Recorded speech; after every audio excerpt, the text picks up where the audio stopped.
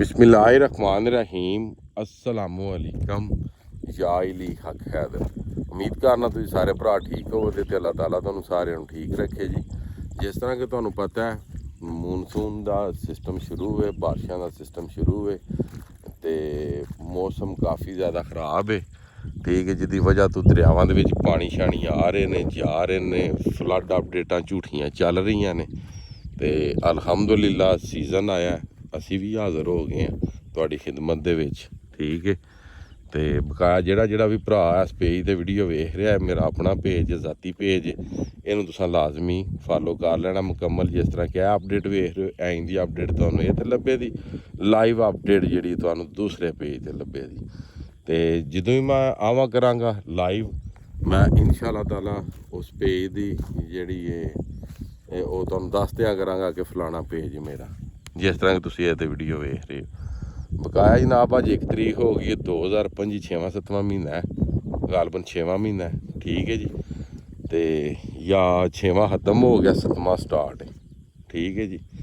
तो इस टाइम मैं खलोते हैं दरियाई चनाब, हैड मराला तो तकरीबन 12 किलोमीटर थल्ले, समझ आ गई जी। इस टाइम जिहड़ा हैड मराला कोल पानी है अज की डेट दे विच वो पानी है जनाब तकरीबन कोई 78,000 तो कुछ या 70,000 कुछ, जोड़ा अप स्ट्रीम ते जोड़ा डाउन स्ट्रीम ते पानी आ रहा है तकरीबन 38,000 पानी, डाउन स्ट्रीम ते पानी जो 38,000 है। तो अगर जे कोई बंदा झूठ मारे तो वह फिर 5 लाख अज की डेट च लंघाई जान तो भावें 20 लाख लंघाई जान, ठीक है जी। बकाया हानकी भी नार्मल है, कादराबाद भी नार्मल है, त्रिमू भी नार्मल है, ठीक है जी।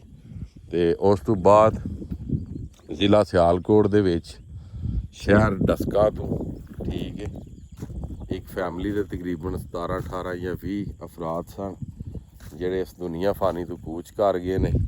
कुछ मैं आखां दा कि उन्हां दी गलती ते कुछ उत्थे जिहड़ी हुकूमत है ना आयल उन्हां दी जिहड़ी गेम सी या कि उन्हां दी लापरवाही की वजह तो तकरीबन 1.5 घंटे तक वो जिस तरह कि वो ठिड्डी है सामने इस तरह की जगह तो फोटो खिंचन गए ने ते आ गया जनाब पिछू पहाड़ों चों पानी।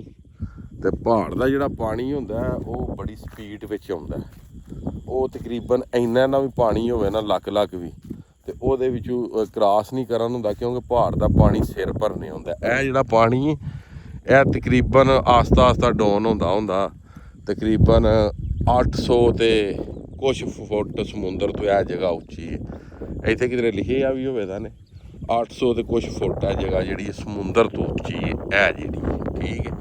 तो वह जो पहाड़ तो पानी आता वो तकरीबन ये समझ लो 14,000 फुट उंचाई तो पानी आ रहा है, किधरे 13,000 उंचाई तो पानी आ रहा है, किधरे 12,000 उंचाई तो पानी आ रहा, ठीक है जी। ये समुंदर तो 800 फुट है, इत्थे तक 900 होवे दी, 1000 होवे दी, मगर वो हज़ारां दे हिसाब च हुंदा 400 की उंचाई तो 500 की उंचाई तो। इस गल्ले जिद्दों भी तुसी पहाड़ों में जाओ तुसी कदे भी पानी क्रॉस करके जिहड़ा ना वो जाके फोटो सैशन ना करो, उत्थे अपना कोई प्रोग्राम ना करो, क्योंकि एक तो उत्थे दे मौसम का कोई हिसाब नहीं हो सकता, जिथे तुसी बैठे हो उत्थे धुप्प है, ठीक है। तो हो सकता 1 किलोमीटर अगे काफ़ी ज़्यादा तेज़ बारिश होंदी हो, तो तुहाडी एक छोटी जी गलती की वजह तो तुहानू किसी भी मसले का या किसी भी तकलीफ का या किसी भी सिस्टम का तुहानू सामना करना जिहड़ा वे फिर पै सकदा है।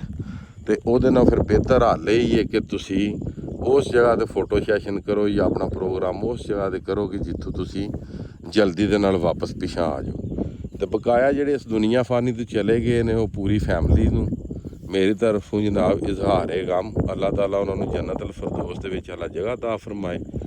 तो अल्लाह ताला जिहड़े विजिटिंग एरिए ने उत्थे दे जिहड़े SOP साढ़े ने अल्लाह ताला उन्होंने भी इस काबल बनाए कि अगर कोई बंदे फस जान तो उन्होंने कढ़ के तो मनजले मकसूद से वो पहुँचा सकन, क्योंकि लखां के हिसाब से उधर पैसा जोड़ा वे पंजाब इन्वैसट करता जोड़ा फिरन टुरन जाते हैं लखां के हिसाब से। तो अगर इन्हां दे पैसे दे विचों उत्थे कोई सिस्टम बन जाता तो अज साड़ियां फैमिलियां नाल इंज ना हुंदा। तो तकरीबन मैं सुनिया कि तकरीबन 80 के लगभग जोड़े बंदे सन ਉਹ ਉਹਨਾਂ ਨਾਲ ਇਹ ਸਿਸਟਮ ਉੱਥੇ ਹੋਇਆ। ਠੀਕ ਹੈ ਜੀ। ਤੇ ਕਾਫੀ ਜ਼ਿਆਦਾ ਵੀਡੀਓਜ਼ ਵੇਖੀਆਂ ਨੇ, ਕਾਫੀ ਜ਼ਿਆਦਾ ਬਹੁਤ ਕੁਝ ਵੇਖਿਆ।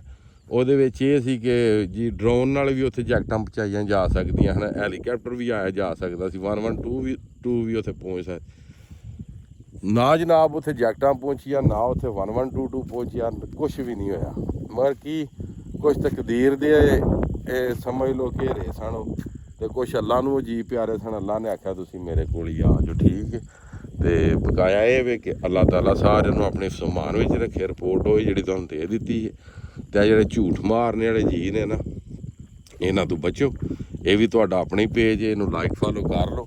ਕੋਈ ਵੀ ਐਮਰਜੈਂਸੀ ਰਿਪੋਰਟ ਹੋਈ ਤੁਹਾਨੂੰ ਇਸ ਪੇਜ ਤੋਂ ਲੱਭੇਗੀ। ਤੇ ਲਾਈਵ ਜਿਹੜੀ ਇਹ ਕੋਈ ਵੀ ਰਿਪੋਰਟ ਹੈ ਉਹ ਤੁਹਾਨੂੰ ਸੈਯਦ ਅਸਮੀਨ ਵਲੋਗ ਤੋਂ ਲੱਭੇਗੀ।